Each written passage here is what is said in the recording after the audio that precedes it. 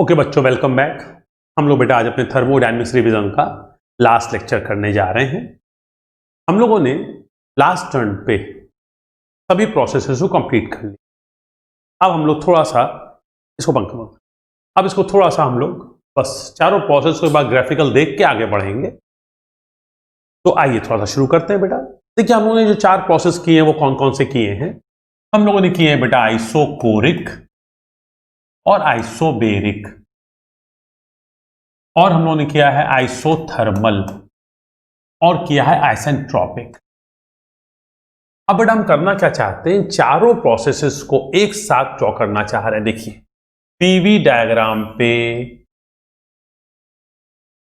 और TS diagram. सबसे पहले हम लोग लेते हैं पहला आइसोकोरिक। तो हम लोग ले रहे हैं V is equal to constant isochoric.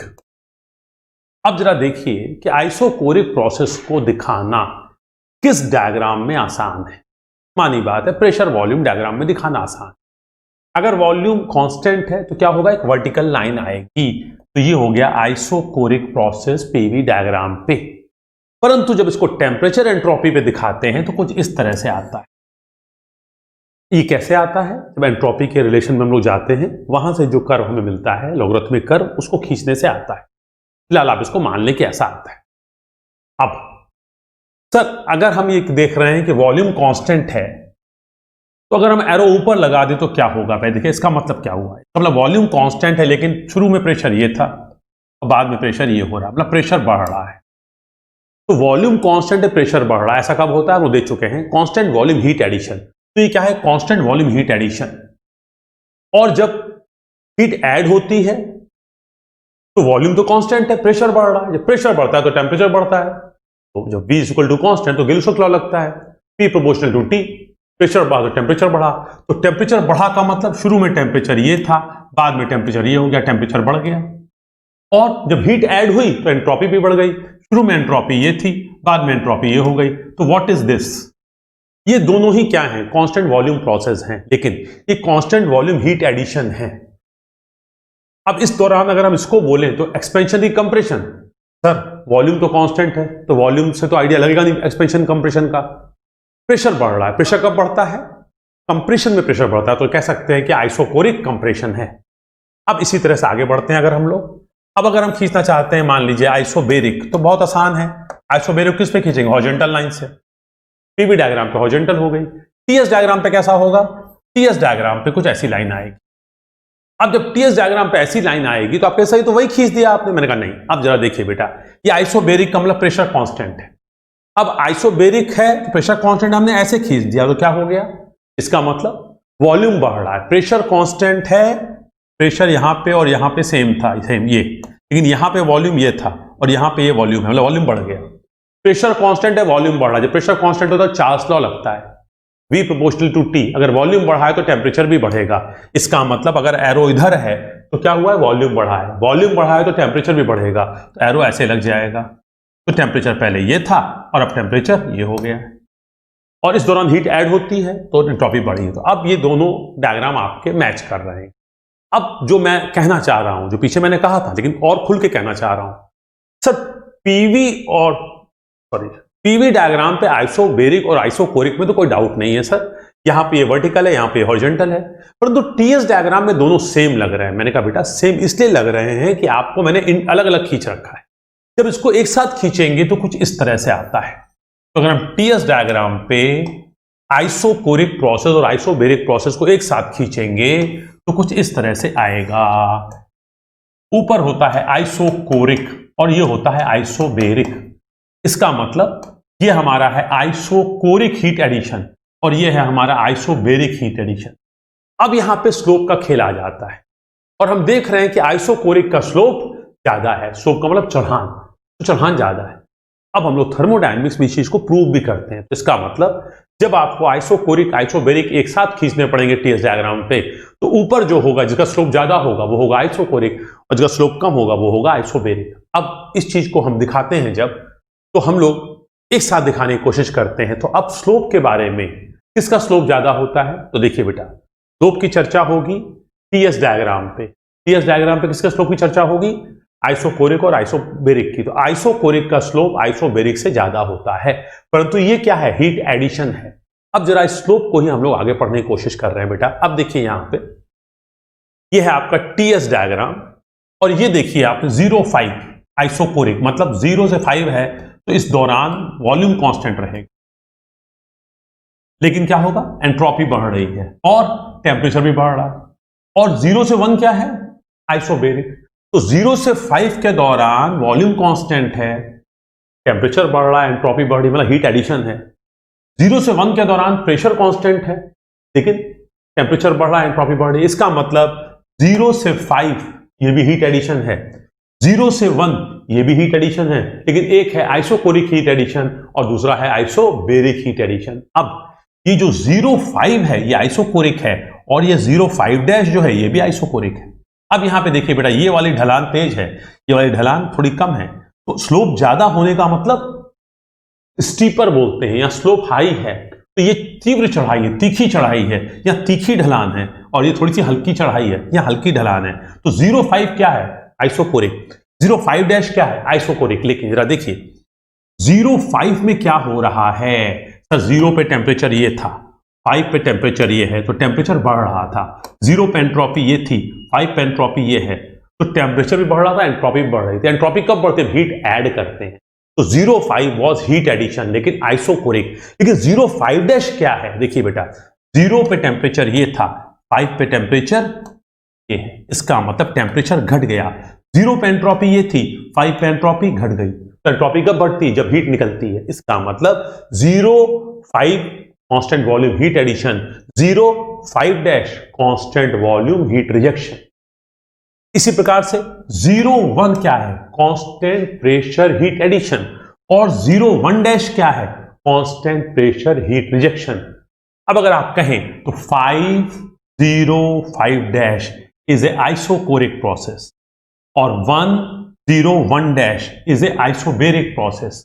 अब क्या कहा जा रहा है, यहां तो प्रूफ करने के लिए कहा जा रहा है बेटा, थर्मोडायनेमिक्स के नोट से मैंने इसको लिया है, वहां पे हम लोग इसको प्रूफ करते हैं। लेकिन यहां पे मैंने जस्ट आपको दिखाने की कोशिश की है। स्लोप क्या हो जाएगा, स्लोप हो जाएगा, ये y वाली एक्सिस है, ये x वाली है, तो स्लोप होता क्या है, dy बाई dx।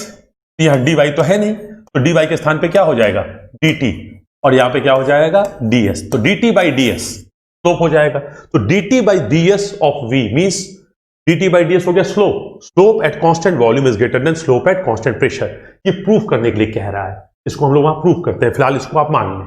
लेकिन हाँ, कांस्टेंट वॉल्यूम वाली लाइन का स्लोप ज्यादा है, चाहे आप हीट एडिशन की बात करेंगे चाहे हीट रिजेक्शन की बात करेंगे। कांस्टेंट प्रेशर वाली का स्लोप कम है। इसका मतलब यहां पे पीछे जो आपको कंफ्यूजन हो रहा है, देखने में दोनों सेम लग रहे हैं, लेकिन जब दोनों को एक साथ खींचेंगे और आपसे पूछेंगे कौन सा आइसोबेरिक कौन सा आइसोकोरिक, तो जिसका स्लोप ज्यादा होगा वो आइसोकोरिक, जिसका स्लोप कम होगा तो आइसोबेरिक, चाहे वो हीट एडिशन का केस हो और फिर चाहे हीट रिजेक्शन का केस हो। अब हीट रिजेक्शन अगर हो रहा है, मान लीजिए हमने यह पूछा, तो अब बताइए कौन सा आइसोबेरिक है, कौन सा, सर ये वाला आइसोकोरिक है और ये वाला आइसोबेरिक है। इसका मतलब कि देखने में आपको लगेगा कि दोनों के स्लोप सेम हैं, लेकिन एक्चुअली दोनों का शेप आपको सेम दिख रहा है, दोनों लॉगरिथमिक कर्व हैं, लघुगणकीय एक वक्र है, लेकिन ये जो है स्लोप का फर्क है। तो ये स्लोप का हम लोग प्रूव भी करते हैं, यहां मैं आपको डायरेक्टली दिखा रहा हूं। इसका भी हमें यूज पढ़ने जा रहा है, जब हम लोग ड्यूअल साइकिल पढ़ेंगे तो वहां मैं स्लोप का इस्तेमाल करूंगा।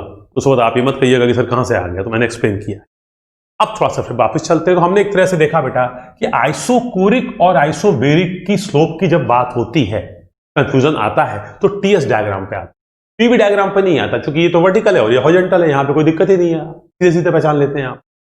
अब इसी प्रकार से जब हम आइसोथर्मल और आइसेंट्रोपिक की बात करते हैं तो क्या होता है, जरा ये देखें। तब हम क्या कर रहे हैं बेटा, इस पूरी स्लाइड को मिटा रहे हैं और फिर से आपके साथ डिस्कस कर रहे हैं। तब हम लोग डिस्कस करने जा रहे हैं आइसोथर्मल और आइसेंट्रोपिक। अब जरा देखते हैं हमें क्या करना है, हमें पीवी डायग्राम पे चलना है और हमें टीएस डायग्राम पे चलना है, हमें पीवी डायग्राम पे चलना है और हमें टीएस डायग्राम पे चलना है। अब देखिए पीवी डायग्राम पे isothermal process, isothermal expansion, isothermal compression, PV diagram पे ये था, और टीएस डायग्राम पे क्या हो जाएगा, ये आइसोथर्मल एक्सपेंशन और आइसोथर्मल कंप्रेशन। पीवी डायग्राम पे एडियाबेटिक एक्सपेंशन, और एडियाबेटिक कंप्रेशन। और पीवी डायग्राम पे एडियाबेटिक का मतलब रिवर्सिबल एडियाबेटिक, और रिवर्सिबल एडियाबेटिक को आइसेंट्रोपिक भी कहते हैं। प्रोसेस एस को हटा के सही कर देते हैं बेटा, और ऊपर आ गया। अब इस केस में क्या होगा, वर्टिकल। अब जब एक्सपेंशन हो रहा है तो ये नीचे आएगा, कंप्रेशन हो रहा है तो ऊपर जाएगा। अगर हम लिखना चाहें तो ये 1 2 है तो यहां पे ये होता है 1 2, ये अगर 1 2 है तो यहां पे ये होता है 1 2।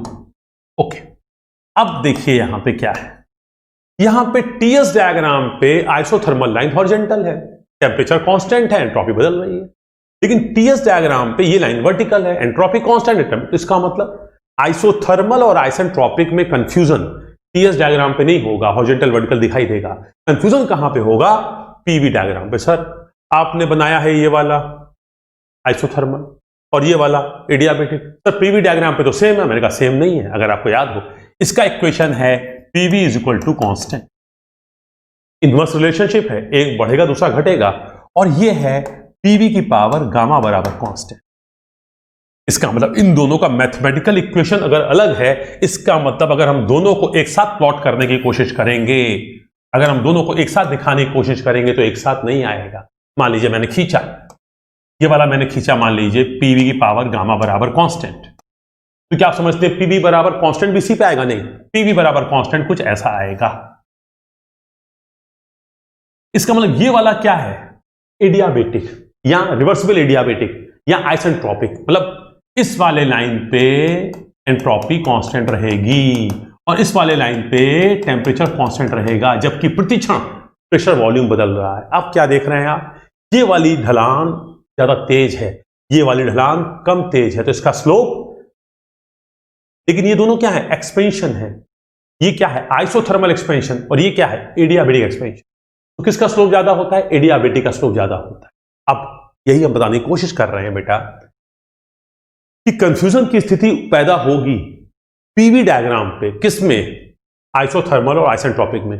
पीवी डायग्राम में कंफ्यूजन की स्थिति कभी पैदा नहीं होगी आइसोबेरिक और आइसोकोरिक में। तो इस प्रकार से चीजें। आइए इस वाले स्लोप को देखने की कोशिश करते हैं जरा हम लोग बेटा। अब यहां पे देखिए क्या है, 0 4 क्या है, 0 4 एक्सपेंशन, 0 2 क्या है, एक्सपेंशन, लेकिन 0 4 क्या है, एंट्रोपी कांस्टेंट। तो 0 4 कैसा है, आइसेंट्रोपिक एक्सपेंशन। 0 2 कैसा है, आइसोथर्मल एक्सपेंशन। और ये क्या है, 0 4 डैश क्या है, तो आइसेंट्रोपिक कंप्रेशन, और ये क्या है, आइसोथर्मल कंप्रेशन। अब बेटा देखिए 0 2 है एक्सपेंशन, 0 4 है एक्सपेंशन। तो बेटा हम लोग थर्मोडायनेमिक्स डिटेल में पढ़ेंगे, ये हमारा कहलाता है एक्सपेंशन जोन, इसमें हर प्रोसेस एक्सपेंशन होगा। और ये वाला हमारा कहलाता है कंप्रेशन जोन, इसमें हर प्रोसेस हमारा कंप्रेशन होगा। लेकिन अब जरा देखिए 4 डैश से 4 और फिर 4 डैश से 0 और 0 से 4। तो 4 डैश 0 4 क्या है, रिवर्सिबल एडियाबेटिक, या एडियाबेटिक बोल सकते हैं आप, या आइसेंट्रोपिक प्रोसेस। और 2 डैश 0 और 2 क्या है, यह है आइसोथर्मल। तो आइसोथर्मल ये है और एडियाबेटिक ये। ये दोनों ही बेटा देख रहे हैं किसमें आ रहे हैं, सेकंड और फोर्थ क्वाड्रेंट में आ रहे हैं। इसका मतलब ये है कि ये हमारे जो है इनवर्स रिलेशनशिप है, मतलब एक बढ़ेगा तो दूसरा घटेगा। अब इसमें देखिए बेटा, यहीं पे यहां पे क्या हो जाएगा, dy बाई डी एक्स, ये होगा स्लोप, लेकिन यहां पे y के स्थान पे क्या है, p, तो ये हो जाएगा dp बाई dv। तो हम लोग क्या करते हैं, इनके इक्वेशन से dp बाई dv निकालते हैं, तो पाते हैं कि dp by dv for isentropic process is greater than dp by dv for isothermal process. dp by dv क्या है, स्लोप। तो slope of adiabatic is greater than slope of isothermal. तो ये बेटा हम लोगों को स्लोप का, इसका मतलब कि आपको देखने से जो लग रहा था यहां पे कि दोनों का स्लोप सेम है, तो आप बस जब अलग अलग दिखा रहा था तो लग रहा था, लेकिन जैसे आपने इक्वेशन लिखे और इनको आपने डिफरेंशिएट करके स्लोप निकाला तो पाया कि इसका स्लोप ज्यादा है इसके तुलना में, और जब एक साथ खींचा तो आपको दिखाई दे रहा है। अब हम लोग जब भी इसको कभी खींचते हैं पावर साइकिल को पढ़ते वक्त, समझते वक्त, तो हाँ इन चीजों का ख्याल रखते हैं, और इन चीजों को ख्याल रखने से हमारी पावर साइकिल की पढ़ाई बेहतर हो पाए। अब मेरे ख्याल से बेटा मैं आपको जो समझाना चाहता था, कम से कम गैस पावर साइकिल पे जाने से पहले, वो मैंने कर लिया। अब बस थोड़ा सा मैं सेकंड लॉ का आपको ओवरव्यू देना चाहता हूं, और उसके बाद हम लोग अपनी गैस पावर साइकिल या आईसी इंजन पे वापस चले जाएंगे और आईसी इंजन में कॉर्नोट साइकिल को अच्छी तरह समझेंगे। हालांकि कॉर्नोट साइकिल बेटा थर्मोडायनेमिक्स में होती है, परंतु गैस पावर साइकिल को हम पढ़ा रहे हैं तो थर्मोडायनेमिक्स वाली कॉर्नोट साइकिल को एक बार हम फिर से आईसी में पढ़ाएंगे और वहां से आगे चलेंगे। तो आइए थोड़ा सा एक छोटा सा और चीज देखते हैं जिसका अभी हमारे गैस पावर साइकिल में डायरेक्ट यूज नहीं है, लेकिन आपको ये समझ डेवलप हो इसलिए हम उस चीज को डिस्कस करना चाहते हैं। अब देखिए बेटा थोड़ा सा यहां पे मैंने 1-2 प्रोसेस दिखाया है। सपोज कीजिए बेटा 1 पे हमारे प्रेशर P1 था 10 बार और मान लीजिए वॉल्यूम V1 था 2 मीटर क्यूब, और जब हम 2 पे पहुंचे तो प्रेशर गिर चुका है, P2 हो चुका है मान लीजिए 3 बार और वॉल्यूम बढ़ चुका है, मान लीजिए V2 हो चुका है, प्रेशर गिर गया वॉल्यूम बढ़ गया, मान लीजिए 8 मीटर क्यूब। तो प्रेशर गिर रहा है और वॉल्यूम बढ़ रहा है। देखिए साहब 1 पे देखिए प्रेशर ये था, 2 पे देखिए प्रेशर ये है, प्रेशर गिर गया और 1 पे वॉल्यूम ये था, 2 पे वॉल्यूम में बढ़ गया। अब देखिए दोनों केसेस में 1-2 कर्व बिल्कुल सेम है, लेकिन जो शेडेड एरिया है एक बार है इंटीग्रल PdV और लिखा है WNF means work non flow, ये शेडेड एरिया है, और यहां लिखा है WSF मतलब वर्क स्टडी फ्लो या फ्लो सिस्टम, ये लिखा है SF और शेडेड एरिया इधर है। अब देखिए बेटा हम जब ओपन सिस्टम और क्लोज सिस्टम की पढ़ाई करते हैं वो अलग बात है कि हम लोग अपनी गैस पावर साइकिल की पढ़ाई करेंगे तो क्लोज साइकिल पाल के पढ़ेंगे, और वैसे भी हमारी थर्मोडायनेमिक्स में 95% स्टडी जो है वो क्लोज सिस्टम मान के होती है, जबकि एक्चुअली हमारी 95% जो डिवाइसेज हैं वो ओपन सिस्टम है, परंतु हमारी पढ़ाई जो है पूरी वो क्लोज सिस्टम पर आधारित होती है। तो हम क्लोज सिस्टम का वर्क क्या होता है, डेल W बराबर PdV। अब ये बेसिक फॉर्मूला तो यही रहेगा, या कह सकते हैं गवर्निंग इक्वेशन तो यही रहेगा, लेकिन इसी से हम लोगों ने आइसोकोरिक का वर्क निकाला, 0 आया था। इसी से हम लोगों ने आइसोबेरिक का कर्व निकाला तो P V2 - V1 आया था। इसी से हम लोगों ने आइसोथर्मल का वर्क निकाला था और क्या आया था, वो आया था P1 V1 ln V2/V1, और इसी से हम लोगों ने एडियाबेटिक का वर्क निकाला था, आया था P1 V1 - P2 V2 upon gamma -1। इसी तरह से तो हम लोगों ने वर्क निकाला था इंटीग्रल PdV से। मैं कहना क्या चाहता हूं, मैं सिर्फ ये कहना चाह रहा हूं बेटा कि अगर हमारा कोई निकाय इस कंडीशन से इस कंडीशन में आए, मतलब P1 ये हो P2 ये हो, तो जो कर्व है वो सेम रहेगा। लेकिन अगर वो P1 से P2 इस तरह से क्लोज सिस्टम में आएगा, मतलब मानिए कोई गैस यहां पे थी P1 V1 और एक्सपेंड कर गई P2 V2 इस कंडीशन के हिसाब से, लेकिन पिस्टन सिलेंडर में करेगी तो कर्व तो यही रहेगा 1-2, लेकिन एरिया कौन सी लेंगे हम, ये वाली, वर्क ये मिलेगा। लेकिन अगर ये चीज पिस्टन सिलेंडर में ना हो गए, मान लीजिए टरबाइन में, जो कि एक ओपन सिस्टम होता है, टरबाइन में कोई आइडियल गैस आई और वो आई हमारी 10 बार और 2 मीटर क्यूब पे, और निकली जब तो वो थी 3 बार और 8 मीटर क्यूब पे, मतलब P1 V1 वही है, P2 V2 वही है, लेकिन ये ओपन सिस्टम में है तो कर्व तो यही आएगा मैथमेटिकली, लेकिन जो वर्क होगा वो निकलेगा -VdP से और वो आ जाएगा आपका इधर का एरिया। तो ये ओपन सिस्टम का वर्क है और ये क्लोज सिस्टम का वर्क है। हमारे पूरे ऑक्सीजन की पढ़ाई में, खासकर गैस पावर साइकिल की पढ़ाई में, हम लोग इसको क्लोज सिस्टम मान के पढ़ते हैं, लेकिन जब थर्मल पावर प्लांट पढ़ते हैं, खासकर वहां रैंकाइन साइकिल वगैरह पढ़ते हैं, तो वहां ओपन सिस्टम होता है, तो वहां पे हम लोगों को इसकी जरूरत पड़ती है। फिलहाल हम लोगों को इसकी जरूरत पड़ने जा रही है। तो क्लोज सिस्टम का वर्क जो है वॉल्यूम वाली एक्सिस पे जो प्रोजेक्टेड एरिया होता है वो होता है, लेकिन मैंने दोनों के साथ दिखाने की कोशिश ये की कि सेम चीज हो, सेम कंडीशन हो, अवस्था 1 ये है, अवस्था 2 ये है, लेकिन ये प्रोसेस, ये एक्सपेंशन प्रोसेस है, ये वेल डिफाइंड नहीं है। जो भी एक्सपेंशन है, अगर ये 1 है और ये 2 है और ये एक्सपेंशन प्रोसेस पिस्टन सिलेंडर में होगा तो इतना वर्क देगा, और ये अगर टरबाइन में होगा तो इतना वर्क देगा। इस चीज को मैंने यहां दिखाने की कोशिश की, लेकिन आपके लिए ज्यादा जरूरत पड़ने जा रही है इसकी फिलहाल। अब बेटा हमारी तरफ से प्रोसेस की स्टडी पूरी हो गई, थोड़ा सा क्लोज सिस्टम ओपन सिस्टम के वर्क को भी दिखा दिया, किस केस में प्रोसेस के नीचे का एरिया होता है वॉल्यूम एक्सिस पे, किस केस में प्रोसेस के साइड का एरिया होता है प्रेशर एक्सिस पे, इन दोनों को दिखा दी। अब बेटा हम लोग थोड़ा सा सेकंड लॉ के बारे में पढ़ के आगे चलना चाहते हैं। आइए, सेकंड लॉ ऑफ थर्मोडायनेमिक्स, इसको हम लोग बोलते हैं बेटा SLOT, second law of thermodynamics, short में हम इसको इस तरह से लिखते हैं। अब देखिए बेटा, सेकंड लॉ ऑफ थर्मोडायनेमिक्स की जरूरत क्यों पड़ी। सबसे पहले तो हम लोग समझ चुके हैं पीछे फर्स्ट लॉ ऑफ थर्मोडायनेमिक्स। उस फर्स्ट लॉ ऑफ थर्मोडायनेमिक्स में बेटा हमने आपको फर्स्ट लॉ ऑफ थर्मोडायनेमिक्स जब पढ़ाया, हल्का सा जितना हमें जरूरत था, तो हमने आपको 3 स्टेटमेंट पढ़ाए। एक तो हमने ये बताया कि जो हीट है उसको वर्क में और वर्क को हीट में परिवर्तित किया जा सकता है, ये जनरल स्टेटमेंट है। हीट और वर्क परस्पर परिवर्तनीय हैं। अब इसी को हमने बोला जब किसी थर्मोडायनेमिक साइकिल के लिए लगाते हैं तो हम बोलते हैं cyclic integral del Q is equal to cyclic integral del W. इसका मतलब क्या हुआ?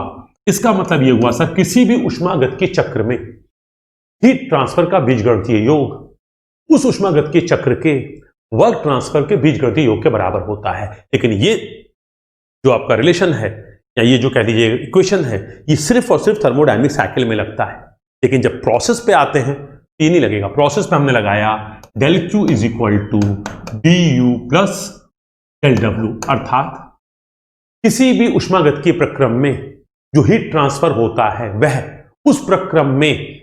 उस प्रक्रम में आंतरिक ऊर्जा में परिवर्तन और वर्क ट्रांसफर के योग के बराबर होता है। ये तीन चीजें हम लोगों ने डिस्कस की फर्स्ट लॉ।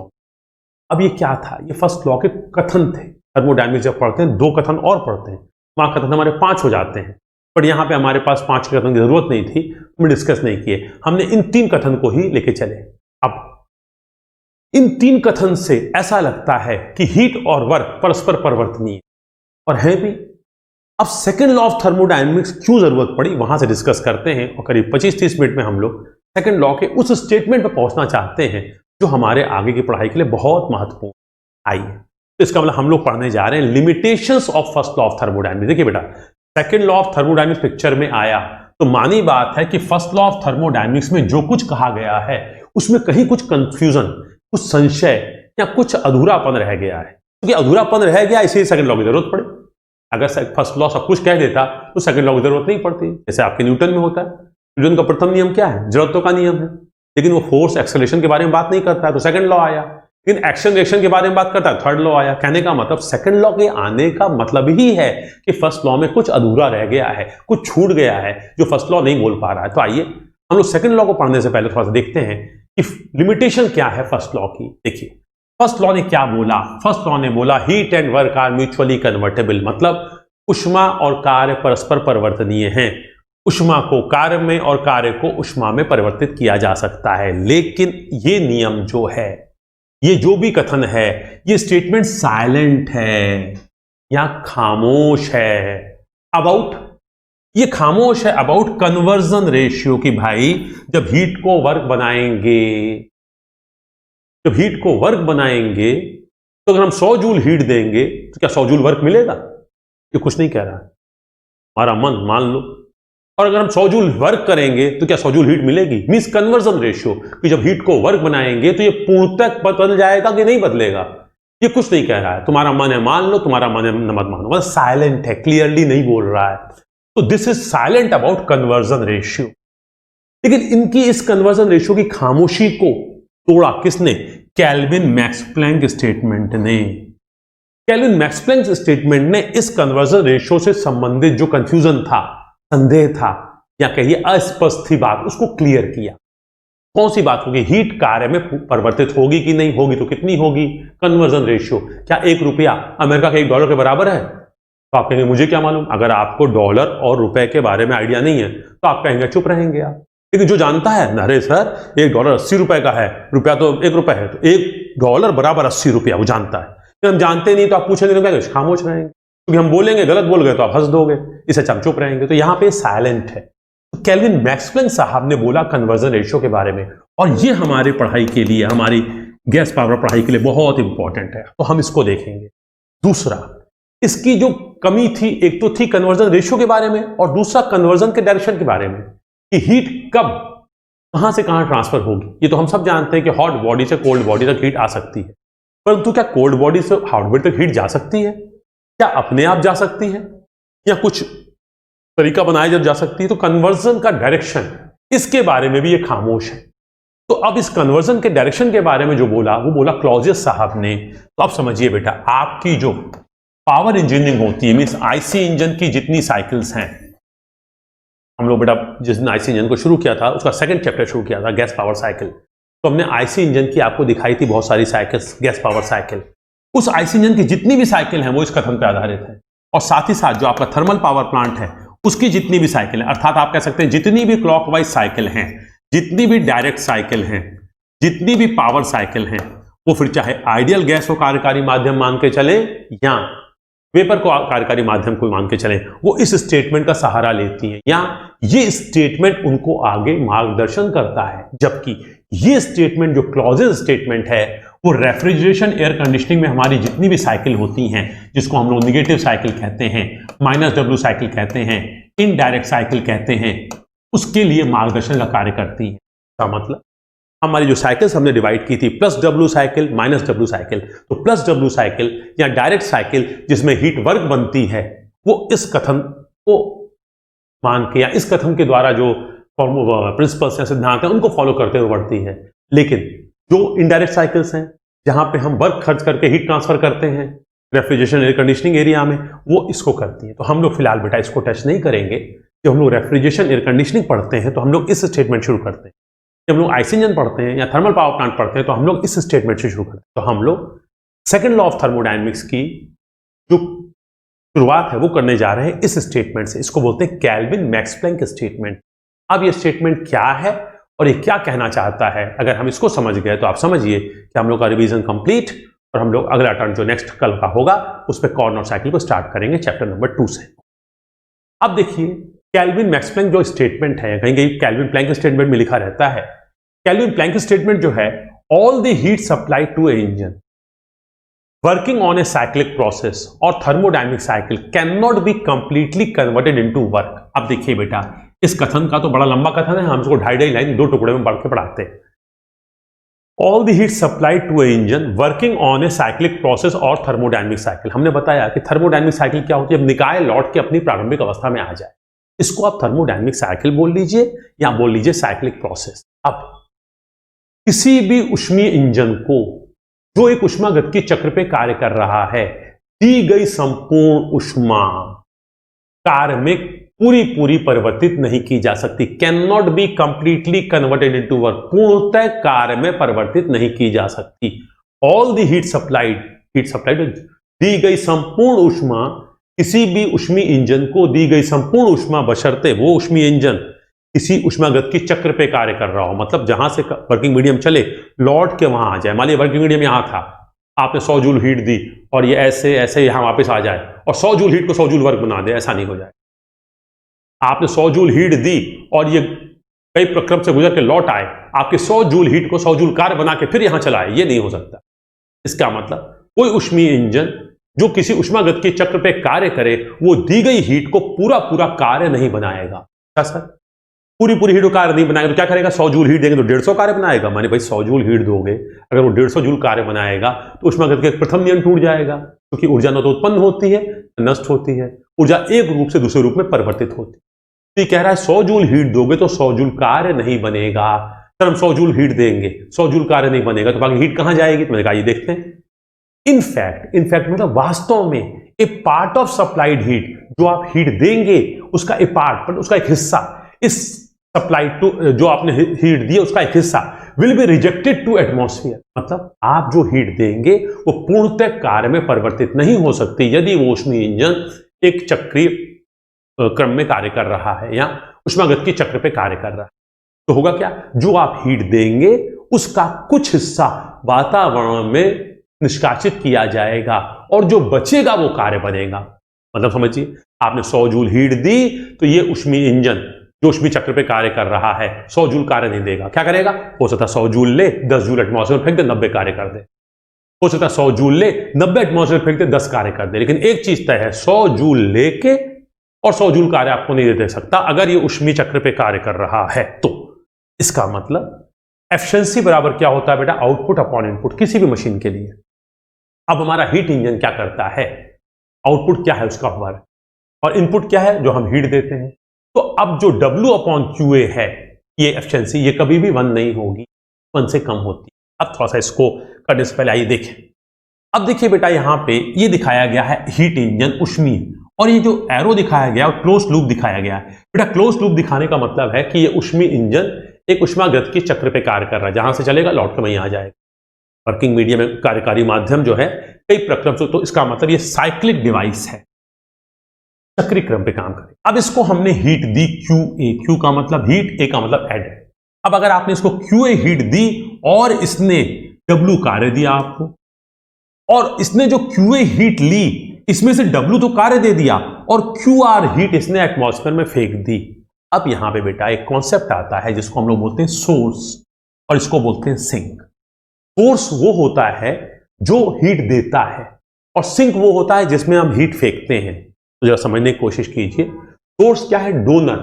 तो अब इस हीट इंजन में जो भी वर्किंग मीडियम है, जो भी आइडियल गैस है, जो भी फ्लूइड है नाच रहा है, इसको हीट कौन दे सकता है? जिसके पास इससे हाई टेम्परेचर पे हीट हो। तो हम लोग सोर्स को हॉट बॉडी कहते हैं।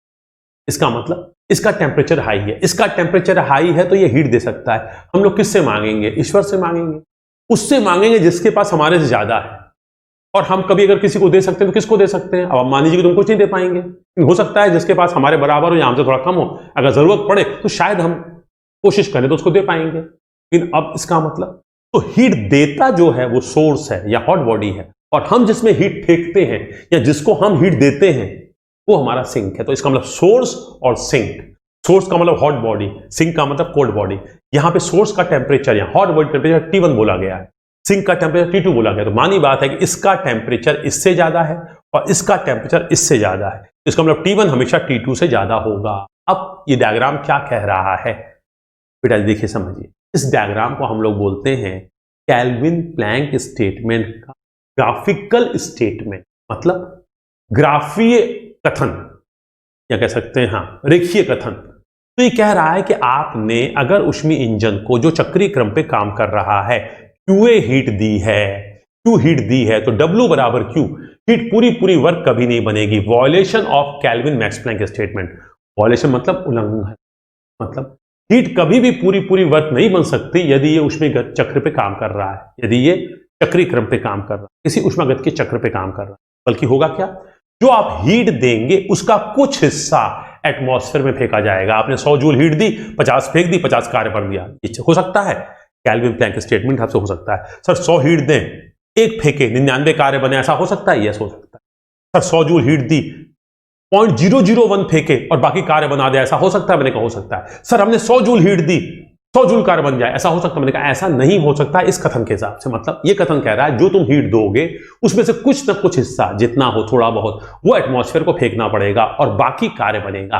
तो this is called Kelvin Max Planck statement. और ये अगर चित्र देखोगे तो ये केल्विन मैक्स प्लैंक स्टेटमेंट नहीं है, ये उसका उल्लंघन है। जैसे मैंने कहा मेरे दादाजी जो थे वो बहुत ही सात्विक भोजन करते थे, वो फल फूल खाते थे, सब्जियां खाते थे, रोटी चावल नहीं खाते थे, कुछ तला भुना नहीं खाते थे, और वो जिए अनंत बरस जिए। तो आप हंस देंगे, अनंत बरस नहीं जी सकते। सर आप बोले तो 100 साल जिए, हम मान लेते। 110 साल से जो भी मान लेते, वर्ल्ड रिकॉर्ड 140 साल के आसपास है जापान का, वो भी मान लेते। अब अनंत साल तो नहीं जी सकते ना। तो कोई भी व्यक्ति कितना भी अपने शरीर का ख्याल करेगा, कितना भी सात्विक भोजन करेगा, है ना, लेकिन उसके बावजूद वो अमर नहीं हो सकता।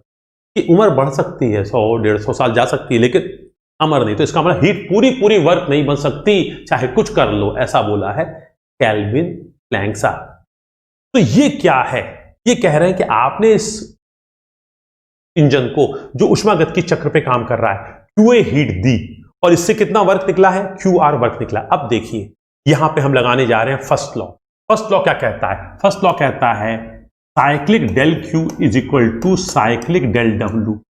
तो पहले तो हम लोग ये बात करें क्या हम इसको यहां लगा सकते हैं कि नहीं। सर ये है क्या? मैंने कहा बेटा ये फर्स्ट लॉ ऑफ थर्मोडायनेमिक्स है किसी ऊष्मागतिकी चक्र के लिए। क्या ये लगा सकते हैं? सर बिल्कुल लगा सकते हैं। क्यों? क्योंकि आपने बोला है कि मेरा हीट इंजन ऊष्मागतिकी चक्र पे चल रहा है। अगर ये ऊष्मागतिकी चक्र पे चल रहा है तो आप ये लगा सकते हैं। अब मैंने कहा चलिए अब हम चाहते हैं इस ऊष्मागतिकी चक्र के लिए हीट ट्रांसफर का बीजगणितीय योग। अब देखिए बेटा ये ऊष्मागतिकी चक्र का मतलब समझ रहे हैं कि इसमें जो भी वर्किंग मीडियम है, जो भी आइडियल गैस नाप चल रही है, उसको हमने QA हीट दी, तो heat supplied to the system, तो QA क्या होगा? प्लस। तो ये डेल Q में अगर हम आए तो QA क्या होगा? प्लस। तो QA हमने इसको हीट दी, लेकिन इसके द्वारा QR हीट बाहर फेंकी गई। तो इस सिस्टम ने क्या किया? QR हीट रिजेक्ट की, तो heat rejected by the system. तो प्लस की माइनस माइनस। तो what is this? QA minus QR क्या है? सर QA माइनस QR इस ऊष्मागतिकी चक्र के लिए हीट ट्रांसफर का बीजगणितीय योग है। अब किसी भी ऊष्मागतिकी चक्र के लिए हीट ट्रांसफर का बीजगणितीय योग उस चक्र के लिए वर्क ट्रांसफर के बीजगणितीय योग के बराबर होता है। अर्थात अब इसमें कोई क्या वर्क, इसके ऊपर कुछ वर्क कर रहे हैं क्या? नहीं सर, इसके ऊपर हम कोई वर्क नहीं कर रहे हैं। इससे कुछ वर्क मिल रहा है? Yes sir. कितना मिल रहा है? W। तो W क्या है? इसके द्वारा मिल रहा है, तो work done by the system. तो प्लस होगा कि माइनस? प्लस। तो इसका मतलब W वर्क क्या आ गया? QA minus QR। कहां से आया? फर्स्ट लॉ से आया। इसका मतलब केल्विन मैक्स प्लैंक में QA हीट आई, QR निकल गई, वर्क कितना मिला? W। अगर ये 100 आया, 10 निकल गया तो 90, 100 आया 10 निकल गया तो 90, लेकिन 100 आया 90 निकल गया तो 10, 100 आया 50 निकल गया तो 50। तो W बराबर QA minus QR। Common sense से सर क्या है सर? QA आ रहा है, QR निकल गया तो W क्या होगा? QA minus QR। लेकिन ये हुआ कैसे? ये हुआ, इसका मतलब फर्स्ट लॉ ऑफ थर्मोडायनेमिक्स जो है ऊर्जा के संरक्षण से नियम। हम 100 रुपए लेके आए थे, 50 रुपए के पकौड़ी खा गए, तो घर में कितना लेके जाएंगे? 50 रुपया। सीधी बात है। बट ये वास्तव में हो क्या रहा है? पैसे के संरक्षण का नियम।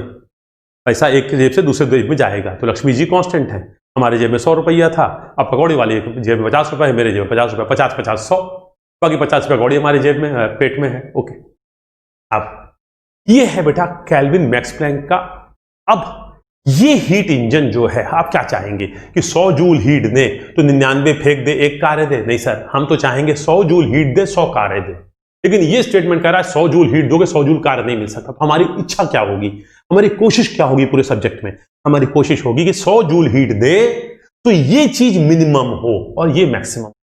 ये मिनिमम होगी तो ये मैक्सिमम होगा, और ये मैक्सिमम होगा का मतलब इंजन की एफिशिएंसी हाई होगी, और अगर इसकी ये चीज कम होगी तो एफिशिएंसी कम होगी। तो कहने का मतलब कि ये चीज हमारी जो हीट इंजन है ये अच्छी है कि नहीं है, या कितनी अच्छी है कैसे मालूम चलेगा? इसकी एफिशिएंसी से। तो हमने पीछे इसी की एफिशिएंसी निकाली है। तो आइए पीछे देखें। एफिशिएंसी बराबर आउटपुट अपॉन इनपुट। अब ये आउटपुट अपॉन इनपुट, आउटपुट किसका है? इंजन का। आउटपुट का मतलब देखिए बेटा, यहां पे दिमाग में रखिएगा कि सर ये भी तो आउटपुट है। मैंने कहा आउटपुट नहीं है, रिएक्शन है। हम लोग भोजन करते हैं तो हमें आउटपुट मिलता है। हम आउटपुट क्या जिनमें पढ़ा रहे हैं, ये मेरा आउटपुट है। और सुबह जो जाके नंबर 2 में जाएंगे, वॉशरूम में जाएंगे, तो क्या होगा? वो आउटपुट थोड़ी है, वो तो रिजेक्शन है। तो हमने जो भोजन किया उसका असली आउटपुट दिन भर जो कार्य करते हैं वो है। तो आउटपुट यूजफुल चीज होती है, ये यूजफुल नहीं है, ये तो मजबूरी में रिजेक्शन है। तो ये है आउटपुट, यूजफुल वर्क। तो इसका मतलब कि एफिशिएंसी बराबर output upon input. What is the output of the engine? जो वर्क किया, work. And what is the heat input? इसको दिया कितना ही है, तो W upon QA। Sir work कैसे निकालेंगे? मैंने कहा वर्क निकालेंगे, अभी पीछे निकाला था हम लोगों ने। वर्क निकालेंगे साइक्लिक डेल Q बराबर साइक्लिक डेल W से। कितना आ गया? QA minus QR। तो हमने क्या लिख लिया? वर्क के स्थान पे लिख दिया QA minus QR upon QA। QA बटे QA हो गया 1 और QR बटे QA, तो 1 माइनस QR बाई QA। इसका मतलब किसी भी ऊष्मीय इंजन की, चाहे वो कॉर्नोट साइकिल हो, चाहे ऑटो साइकिल, चाहे डीजल साइकिल, चाहे ड्यूल साइकिल, चाहे रैंकाइन साइकिल, जितनी भी प्लस W साइकिल तुमको पढ़ाई थी मैंने जिस दिन चैप्टर 2 का शुरुआत किया था, याद होगा। प्लस W साइकिल को हम लोग डायरेक्ट साइकिल भी कहते हैं, क्लॉकवाइज साइकिल भी कहते हैं। इसमें दो आती हैं, एक जिसमें कार्यकारी माध्यम गैस होता है, एक जिसमें कार्यकारी माध्यम वेपर होता है। इसमें आती थी कॉर्नोट, एरिक्सन और स्टर्लिंग, फिर आती थी ऑटो, डीजल और ड्वेल, फिर आई थी हमारी ब्रेटॉन और एटकिंसन, और उसके बाद आई थी लीनियर। ये 9 साइकिल जो हैं, ये सारी की सारी 9 साइकिल क्या कहलाएंगी? ये कहलाएंगी प्लस W साइकिल। किसको पालन करेंगी? केल्विन मैक्स प्लैंक को। इसकी एफिशिएंसी कैसे निकालेंगे? Sir 1 minus QR by QA से। इतना ही नहीं, जब वेपर होती है तो इसमें आती है बेटा, तो कॉर्नोट साइकिल आती है। ये कॉर्नोट और ये कॉर्नोट थोड़ा अलग है।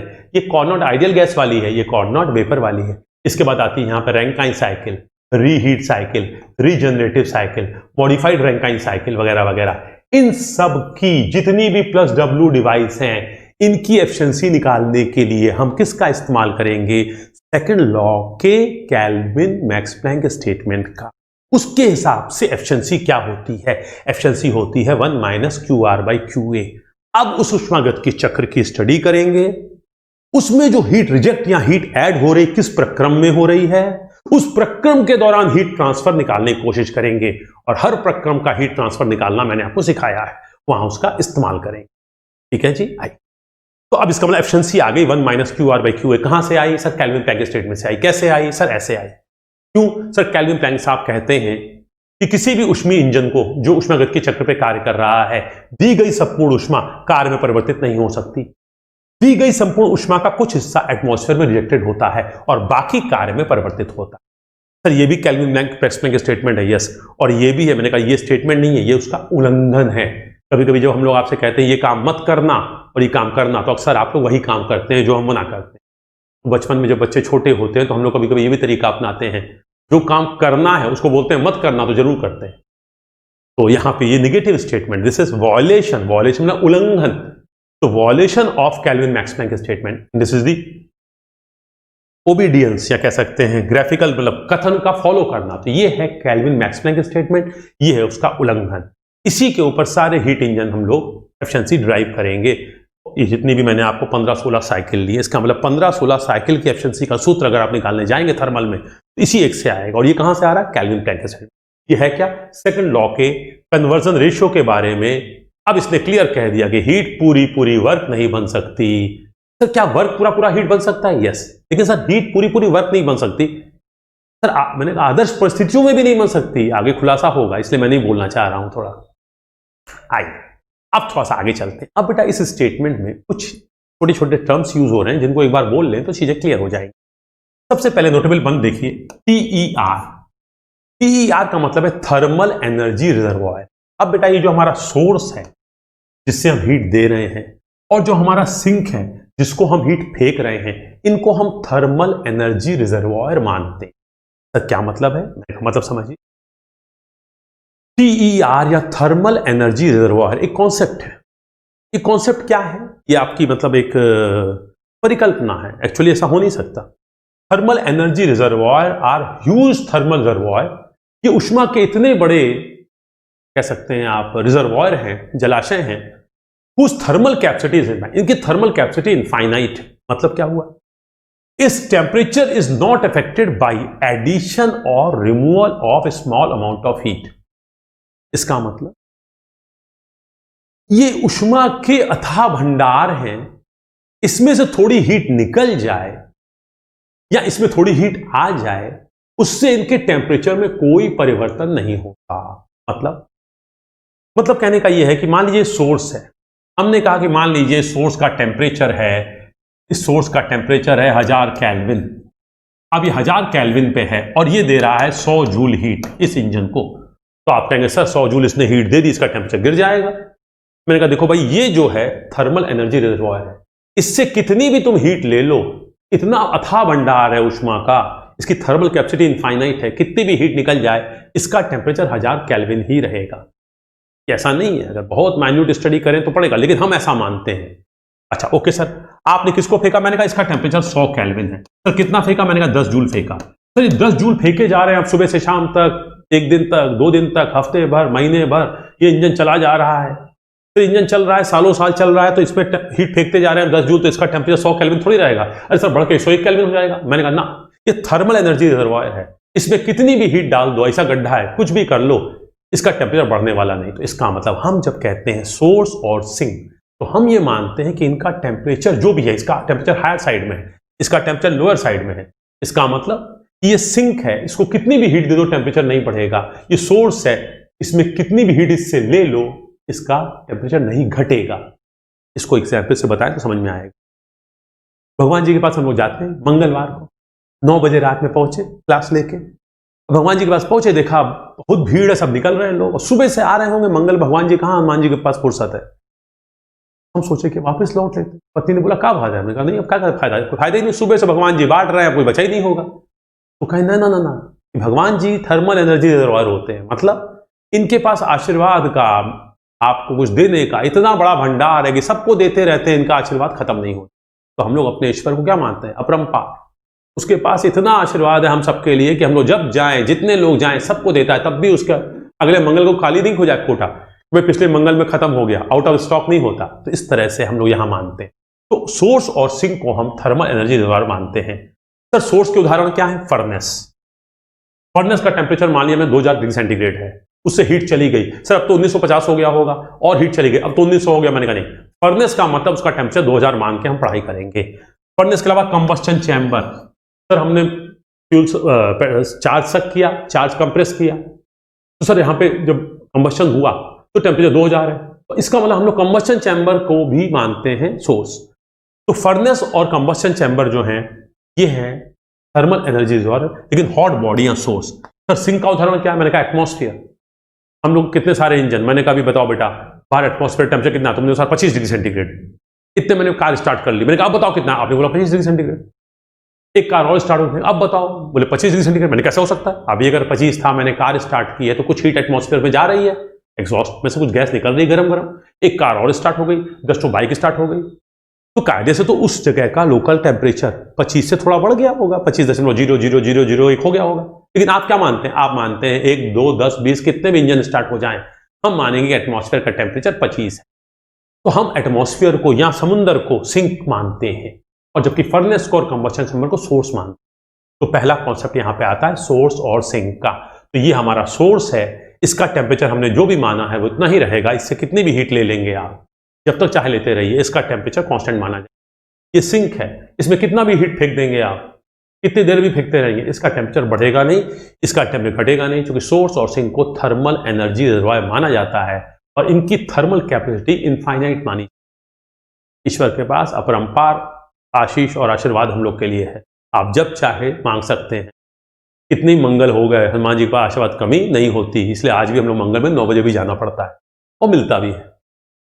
आइए इसके बाद notable point 2, heat engine can not work with single heat reservoir, minimum 2 are required. समझिए सर, अगर सिर्फ सोर्स हो तो इंजन चलेगा नहीं बेटा, सोर्स हीट तो दे देगा, सिंक कहां है।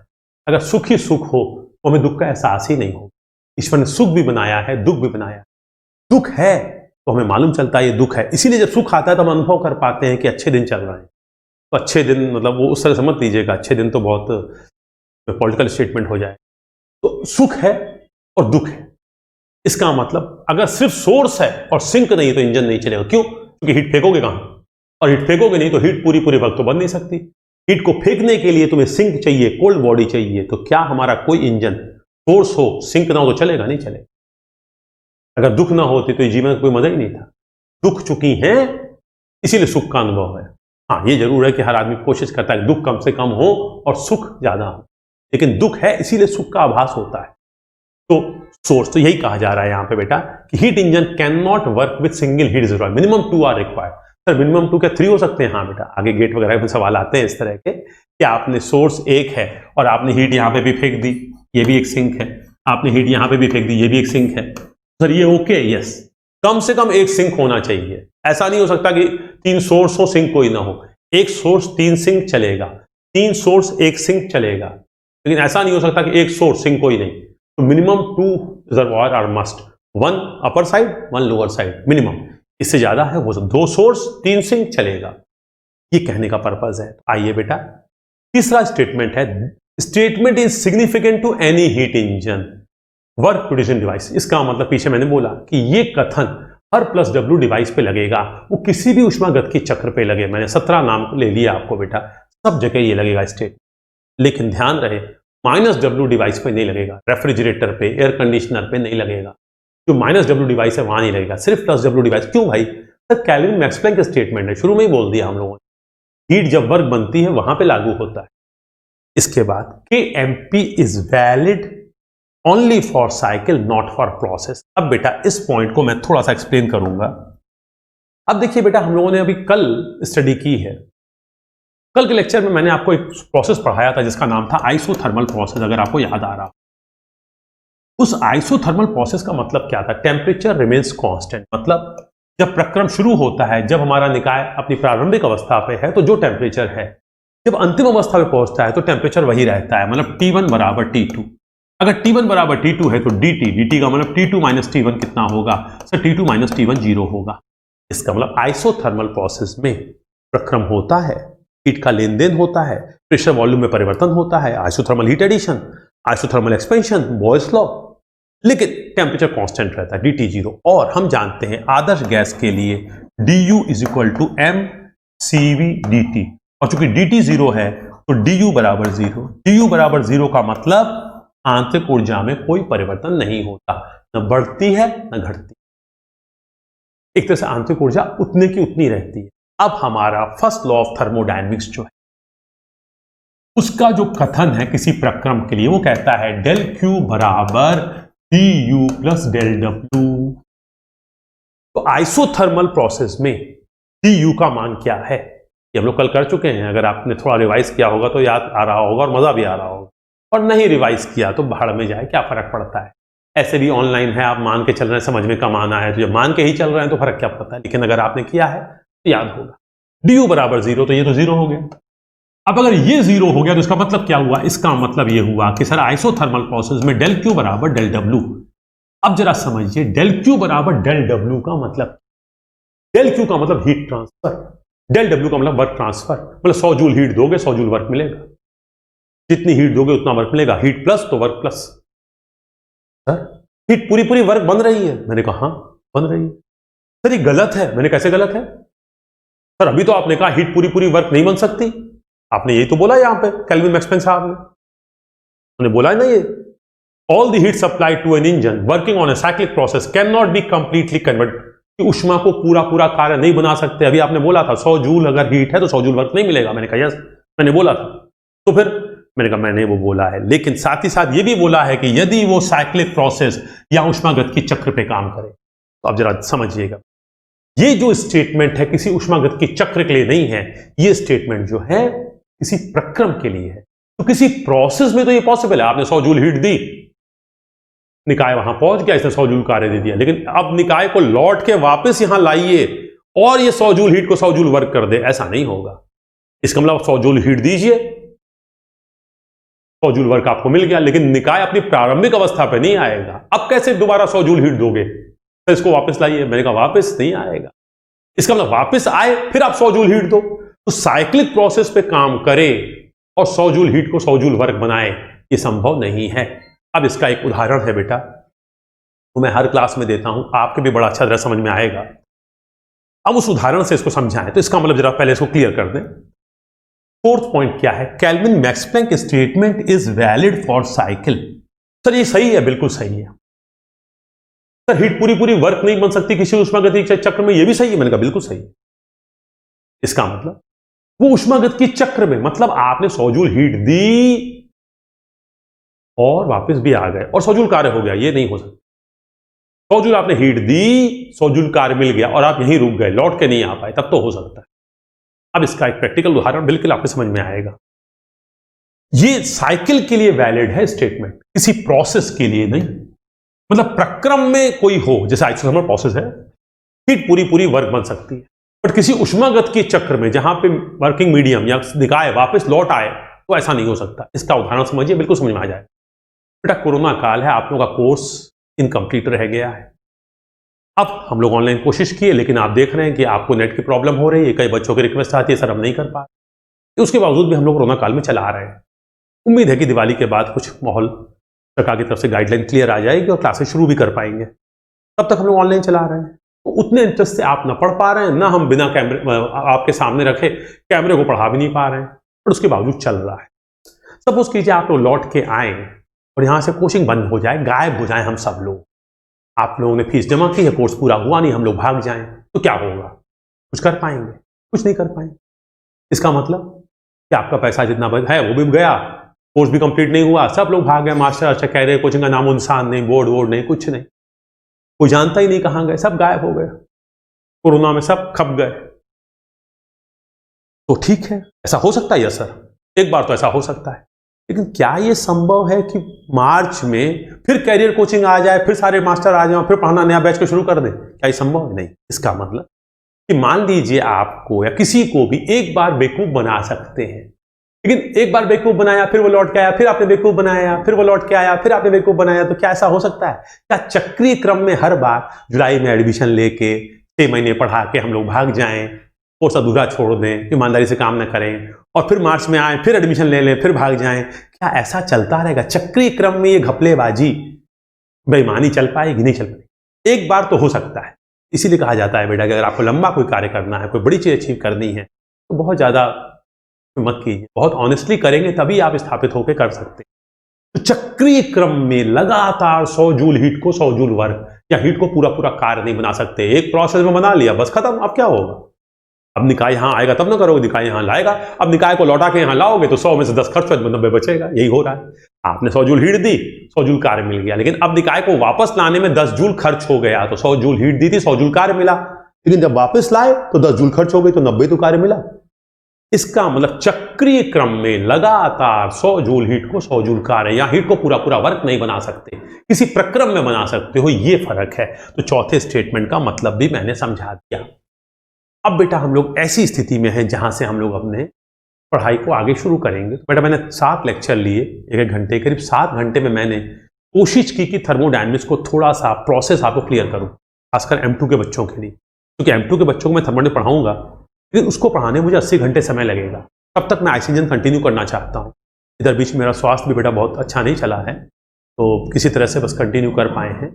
उम्मीद है कि अब थोड़ा सा स्वास्थ्य ठीक होगा, और ऐसी उम्मीद भी है कि दीपावली के बाद आप लोग क्लासेस शुरू हो जाएंगे। लेकिन जब तक कोई गाइडलाइन नहीं आएगी, क्लियर कट निर्देश नहीं आएंगे, तब तक हम लोग कोई स्टेटमेंट नहीं दे सकते। इसलिए आपको कुछ कहा नहीं जा रहा है, या हम लोग अपनी इस भाषा में कहा जाए, थर्मोडायनेमिक्स की भाषा में, तो वी आर साइलेंट। क्यों साइलेंट हैं भाई, क्यों नहीं बता रहे हैं कब से क्लास चलेगी?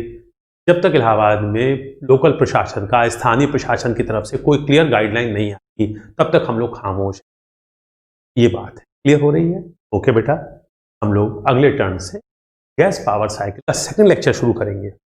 गैस पावर साइकिल का एक लेक्चर, जिसको हमने इंट्रोडक्शन बोला था, जिसमें हमने साइकिल्स के बारे में आपको इंट्रोड्यूस किया था। साइकिल, थर्मोडायनेमिक साइकिल 2 तरह की होती हैं, प्लस डब्ल्यू माइनस डब्ल्यू।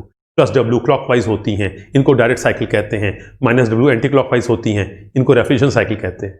अब इसमें क्या था? Working medium ideal gas, working medium vapour, working medium ideal gas, working medium vapour. अब इसमें मैंने आपको 15, 16, 18, 20 साइकिल बताई। बस यही 20 साइकिल बेटा थर्मल की जान है। लेकिन इन साइकिल को सही सलामत अच्छी तरह से समझ जाएं तो आप समझिए बेटा कि आपको थर्मल आ गए। बट उसके समझने के लिए थर्मोडायनेमिक्स की बातें, छोटी छोटी चीज़ें क्लियर करनी पड़ती हैं, जिसमें समय लगता है। तो आपने देखिए 7 लेक्चर मैंने आपको पढ़ाया, ईमानदारी से बताऊं मुझे सेटिस्फेक्शन नहीं। आपका भी शायद यही हाल होगा। हो सकता है कैमरे के सामने पढ़ाने में मुझे बहुत असुविधा हो रही, मैं देख ही नहीं पा रहा हूँ कि आपको क्लियर हो पा रहा है कि नहीं। कभी कभी मैं ज़्यादा बोल जा रहा हूँ, कभी कभी मैं कम बोल जा रहा हूँ, कभी कभी एक ही चीज़ को 3 बार बोल जा रहा हूँ, इंपॉर्टेंट चीज़ उसमें मिस हो जा रही है बेटा। लेकिन अब इसमें मजबूरी है, तो हम लोग जिस तरह से भी कंटिन्यू कर रहे हैं। ओके बेटा, नेक्स्ट टर्न से हम गैस पावर साइकिल कंटिन्यू करेंगे, अर्थात आईसी इंजन को अब हम लोग तेजी से कंटिन्यू करने की कोशिश करेंगे, बस थोड़ा सा स्वास्थ्य सही रहे, है ना। Okay, thank you very much.